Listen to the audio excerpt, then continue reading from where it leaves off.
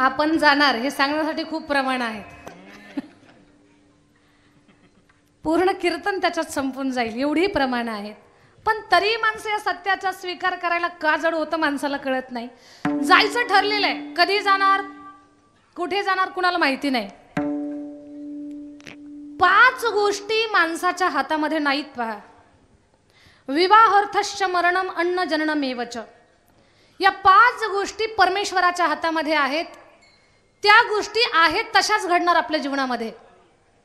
माझं बोलणं कळावं म्हणून विस्तारपूर्वक सांगते. लग्न आपलं कुणासोबत होणार, कधी होणार, कुठे होणार ही गोष्ट ठरलेली आहे.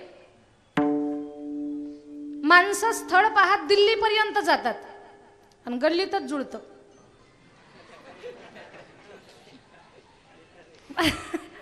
आतापर्यंत गल्लीतली मुलगी का बरं दिसली नाही, त्याचं एकच कारण आहे, वेळ आलेली नव्हती.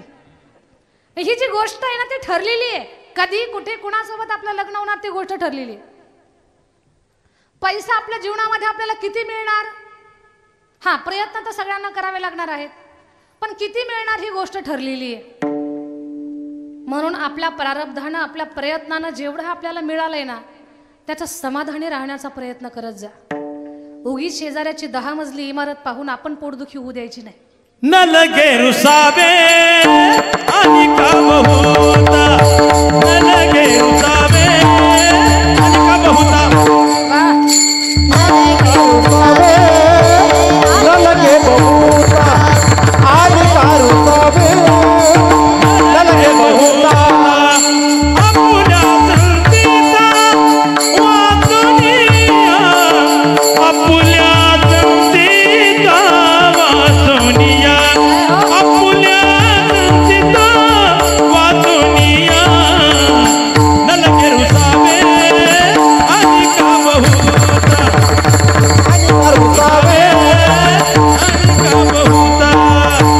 आपुल्या संतीचा वाचुनिया, आपुल्या संतीचा वाचुनिया. मन बोली मनी मारू नये गेली, मन बोली मनी मारू नये गेली. पंढरनाथ बाबा आणि मंगेश बाबा दोघांसाठी टाळी वाजवाय. आपुल्या संचिता वाचुनिया. आपल्या प्रारब्धाला काय दोष द्यायचा असेल तर द्यायचा, बाकी दुसऱ्याची प्रॉपर्टी पाहून कधी जडायचं नाही, कधी टेन्शन घ्यायचं नाही. कारण एखाद्या व्यक्तीला खूप ऐश्वर्य प्राप्त झालं ना तर तो त्यांच्या प्रारब्धाचा विषय आहे, त्यांनी त्यांच्या पूर्वजन्मात केलेला सत्कर्मांचा भाग आहे. पण आता लोकांना अशी सवय लागली आहे, माणसं स्वतःच्या दुःखानं कमी दुःखी आहेत पण दुसऱ्याच्या सुखानं जास्त दुःखी आहेत. पहा, सवय लागली लोकांना, आपल्या ताटात काय आहे ते पाहतच नाही. आपल्याला सवयच लागली दुसऱ्याच्या पात्रात पाहायची. सुखी जगायचं असेल तर एक सूत्र लक्षात ठेवा, जे आपल्याला आपल्या प्रारब्धानं प्रयत्नानं मिळालंय त्याच्यात सुखी जगण्याचा प्रयत्न करा, समाधान मानायला शिका. आणि एक सोपी गोष्ट सांगते, कदाचित बदल झाला तर झाला, कान देऊ नाही का. एखाद्याची 10 मजली इमारत पाहून कधीच जळायचं नाही, कधी दुःखी राहायचं नाही. त्याची इमारत पाहून कधी बोटं मोडायची नाही, त्याच्याबद्दल वाईट शब्द कधी काढायचे नाही. जर त्या व्यक्तीबद्दल आपण जळाऊ वृत्तीनं चुकीचं बोलत गेलो तर त्याचे मजले चढत जातील आणि आपले पत्रे सुद्धा उडून जातील. पहा, पत्रे पण राहणार नाहीत आपले, आणि त्यांचे मजल्यावर मजले चढतील, ते कमी नाही होणार. म्हणून हे सूत्र लक्षात घ्या, आपल्याला आपल्या जीवनामध्ये जे काही मिळणार आहे ते आपल्या प्रयत्नानं प्रारब्धानं प्राप्त होईल. अन्नमान धन हे तो प्रारब्धाधीन, प्रारब्धाधीन हे तो प्रारब्धाधीन. अन्नमान धन हे तो प्रारब्धाधीन, प्रारब्धाधीन हे तो प्रारब्धाधीन. हो अन्नमान धन हे तो प्रारब्धाधीन, हे तो प्रारब्धाधीन, हे तो प्रारब्धाधीन.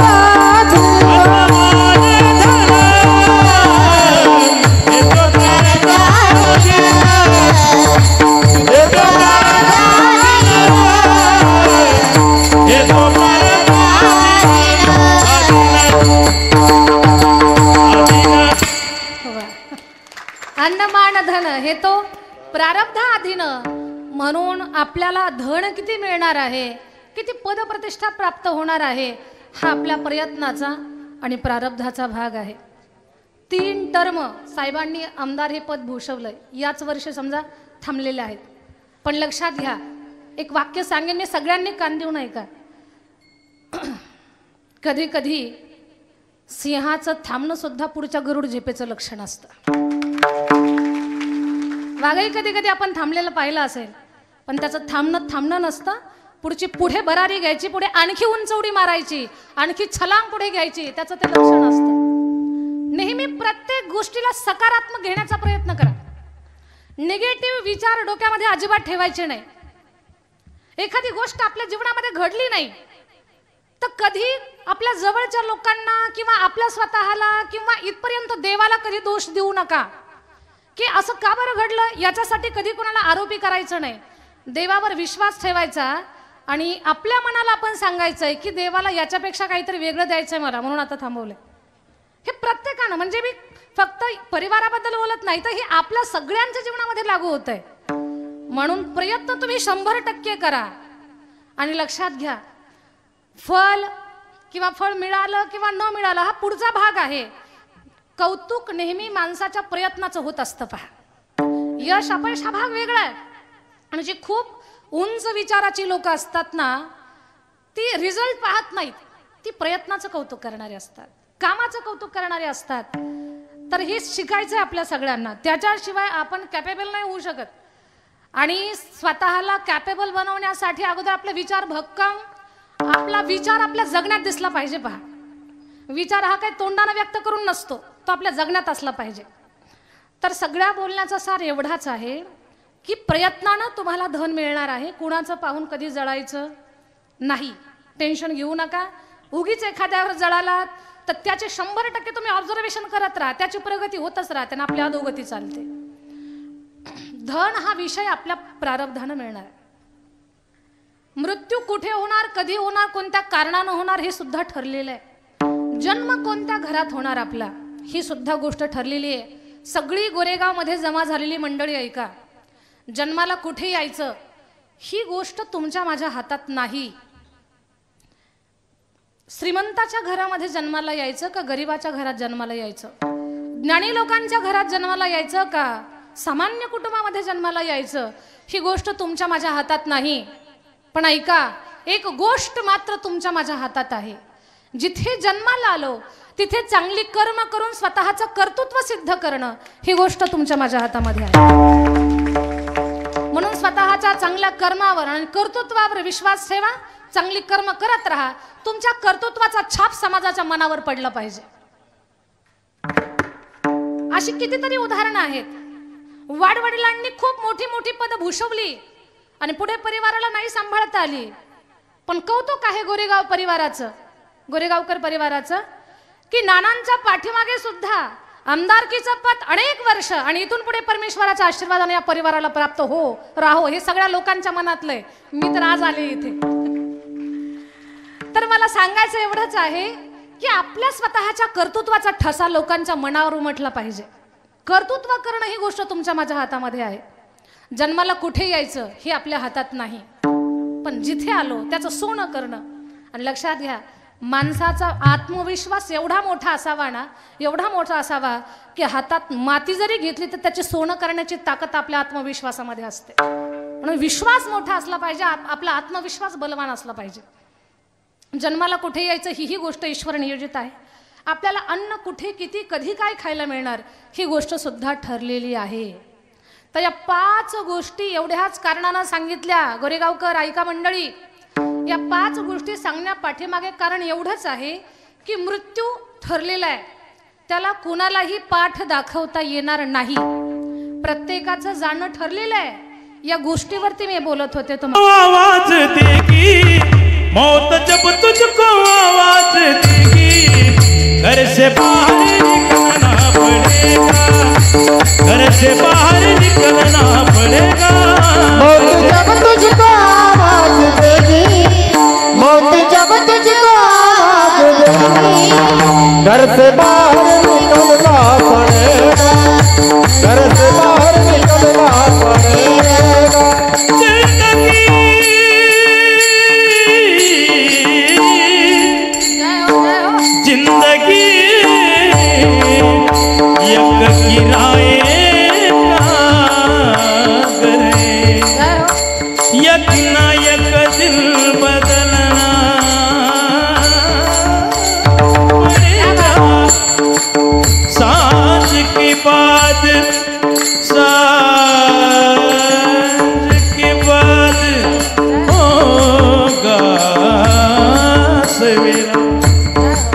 एक ना एक दिन आकर है सुनेरा पाव फूलों तिलकने से पहले पाव फूलों तिलकने से पहले तुझको कांटों की जलना पड़ेगा मौत जब तुझको आवाज देगी घर से बाहर निकलना पड़ेगा जब तुझको आवाज देगी घर से बाहर निकलना पड़ेगा मौत जब तुझको आवाज देगी घर से बाहर निकलना पड़ेगा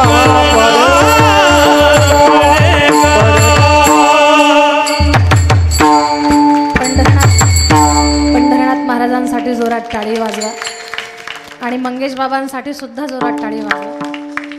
एवढ्या सुंदर जागा काढल्या ना पंढरनाथ महाराजांनी, अप्रतिम. एवढी सुंदर स्वरांची घसरण होती ना. खरं तर जी लोक गाण्यातली जाणकार आहेत ना त्यांच्या अंतःकरणाला आनंद झालाय आणि ज्यांना काही कळत नाही त्यांनी सुद्धा चेहरे हसरे ठेवलेले आहेत. खूप सुंदर. आणि आता विषय निघाला म्हणून एक गोष्ट सांगते तुम्हाला. माणसाची सगळ्यात मोठी श्रीमंती म्हणजे आपल्या गालावरचं हसू. ही सगळ्यात मोठी श्रीमंती आहे. तुम्ही किती मजली इमारतीत राहतात कोणाला काही घेणं देणं नाही आहे आणि तुम्ही किती लाखाच्या गाडीत फिरता याचंही कोणाला काही घेणं देणं नाही आहे. पण तुमचा चेहरा किती प्रसन्न आहे या गोष्टीवरती बऱ्याच काही गोष्टी अवलंबून असतात. म्हणून नेहमी आपला चेहरा प्रसन्न ठेवण्याचा प्रयत्न केला पाहिजे आपण. चेहऱ्यावरचं हसू ही माणसाची सगळ्यात मोठी श्रीमंती आहे. कुठल्याच किमतीवर ही श्रीमंती गहाण नाही ठेवायची. कुठल्याच कारणानं गहाण ठेवायची नाही. हे धन ज्याला मिळालंय ना ती माणसं खरंच जगामध्ये खरी श्रीमंत आहेत. ऐका ऐका, काही माणसांचे चेहरे असे असतात ना त्यांचं तोंड पाहिलं की उगीच आपल्याला वाटतं आपलं काही चुकलं काय म्हणून. आपल्यालाच वाटतंय फोडियली गौरी तैसा दिसे तोंडावरी आता तिच्या तोंडावरी फोडियली गौरी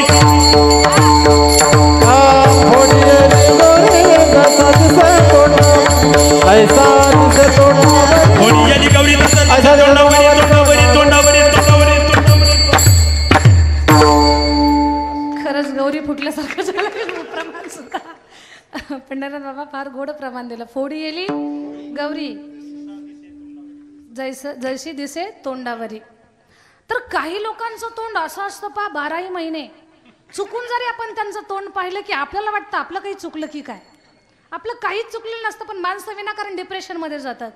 काहीचे तोंड तर एवढी डेंजर असतात त्यांचं तोंड पाहिलं की इकडेच आपल्याला अटॅक येईल असं होतं पहा. एवढी अवघड तोंड असतात कोणाकोणाची. काही लोकांना विचारतात काही लोक भाई क्यों रोते हो. भाई सूरत ही ऐसी है, रोते नाही, तोंडच असं आहे. अहो खिशात रुपये नसू द्या पण चौकात गेलं ना म्हणा आप्पा तात्या नाना चला चहा घेऊ. आपला प्रसन्नता पाहून चहा घेतील आणि तिसरंच म्हणाल एवढ्या वेळेस बिल मी देतो पुढच्या वेळेस द्या तुम्ही. ही सोपी गोष्टी आहेत.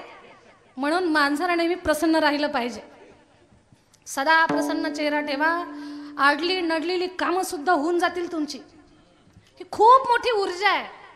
आता कीर्तन त्याच्या अगोदरही बोलले मी तुम्हाला. आपला विचार सकारात्मक असावा, मन प्रसन्न असावं, चेहरा प्रसन्न असावा. लक्षात घ्या भगवान श्रीकृष्ण परमात्मा जन्मले त्या दिवसापासून त्यांच्या पाठीमागे संकट होती पण प्रत्येक संकटातून श्रीकृष्ण परमात्माचा विजय झाला. सोन्याची द्वारका उभी केली. एकट्या गोपाळाच्या घरी राहिलेल्या एका लेकरानं एवढा मोठा सत्ताधीश असणारा कंस त्याला मारलं हे सोपं नव्हतं. पुतना मारली हे सोपं नव्हतं. जेव्हा जरासंध भगवान श्रीकृष्ण परमात्माला मारण्यासाठी काल यवनाला पाठवतो तेव्हा काल यवनाला विचारलं कृष्ण आहे तरी कसा. जरासंधानं सांगितलं ज्याच्या गालावर हसू दिसल ना तो कृष्ण आहे समजा. तो काल यवन म्हणतो गालावर हसू मग कोणी हसतंय मग सगळ्यांनाच कृष्ण समजायचं का. तसं नाही. सगळी माणसं भयभीत असताना परिस्थिती विपरीत असताना सुद्धा त्या स्थितीमध्ये जो हसत राहतो तोच कृष्ण आहे. लक्षात घ्या माझ्या ताई दादांनो. म्हणून कधी जीवनामध्ये निर्माण होणाऱ्या सुखदुःखांचं चिंतन करण्यापेक्षा स्वतःला स्थिर ठेवत चांगल्या विचारानं प्रवास कसा करता येईल आपल्याला या गोष्टीमध्ये माणसानं जागरूक असलं पाहिजे. आणि लक्षात घ्या ही जागरूकता आपल्यामध्ये निर्माण व्हावी याची प्रेरणा देत आहे स्वर्गीय नानांचं चरित्र. नानांचा जीवनपट हे गोरेगावकर कुटुंब आपल्या सगळ्यांना प्रेरणा देणार आहे, आधार आहे आपल्या सगळ्यांसाठी. तर माझा मूळ विषय एवढाच आहे की ज्याचा जन्म झालेला आहे त्याला एक दिवस जावं लागणार आहे. मृत्यू ही गोष्ट अटळ आहे. कोणी दिवशी यमैती चालून, कोणी दिवशी प्राण जाती घेऊन, कोणी दिवशी स्मशानी जाऊन एकटेच राहावे समयासी सादर भावे. समयासी सादर भावे ह्या सगळ्या प्रमाणांचा पुरावा एवढाच आहे की जाणं अटळ आहे. पण लक्षात घ्या, आपण गेलो तरी आपल्या आठवणींचा सुगंध पाठीमागे दरवळत राहावा आणि आपल्या आठवणीचा सुगंध दरवळत राहण्यासाठी जीवन कसं जगलं पाहिजे. आनंद या जीवनाचा सुगंधा परी दरवळावा, पाव्यातला सूर जैसा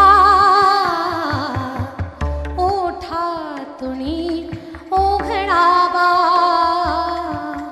आनंद या जीवनाचा सुगंधा परी दरवळावा. असं जगलं पाहिजे ना आपण. मग आपण काय जगलं पाहिजे, आपल्या जीवनात नेमकं काय केलं पाहिजे की नानांच्या आठवणीमध्ये 33 वर्षापासून कीर्तन होतंय. किमान आपल्या वर्षी श्राद्धाला टाळ तरी वाजला पाहिजे. याच्यासाठी आपण नेमकं काय केलं पाहिजे, जीवनाची सफलता जीवनाची सार्थकता कशामध्ये आहे. तर महाराज अभंगाच्या पहिल्या चरणामध्ये सांगतो तुम्हासी बाजार विठ्ठला, सांगतो तुम्हासी बाजार विठ्ठला, सांगतो तुम्हासी बाजार विठ्ठला, सांगतो तुम्हासी बाजार विठ्ठला.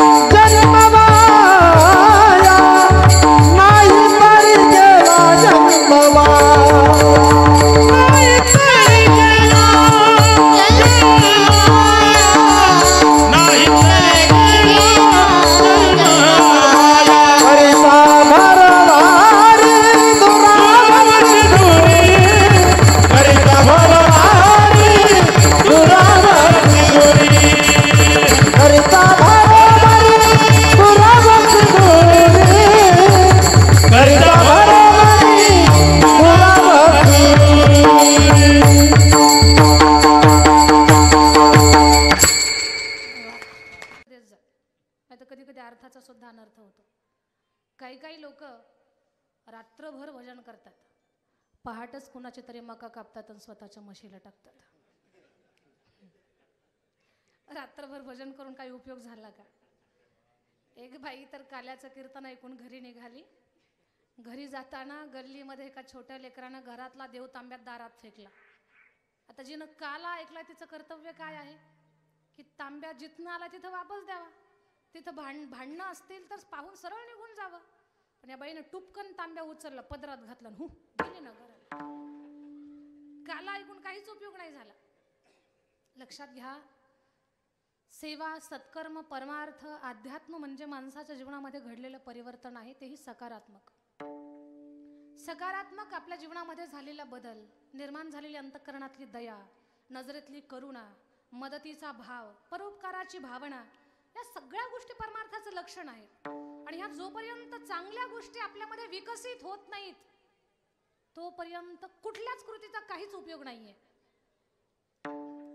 मी सुरुवातीला सांगून गेले, पहा, आपण जे कर्म करतोय ते सत्यानं करा. मग ते राजकारण असेल, ते समाजकारण असेल, ते शेती असेल, तो उद्योग असेल, व्यापार असेल, काही असू द्या, भले ते कीर्तन असेल किंवा कथा असेल, जे तुम्ही करताय ते आपण सत्यानं करणं हा आपल्या जीवनातला सगळ्यात मोठा परमार्थ आहे. तीच विठ्ठलाची भक्ती आहे. हे माझं बोलणं तुम्हाला अधिक व्यवस्थित कळावं याच्यासाठी उदाहरण सांगते. आणि उदाहरण ऐकण्यासाठी थोडंसं आपल्याला पंढरपूरच्या दिशेनं जावं लागेल. पंढरीचं वैभव एवढं सुंदर आहे,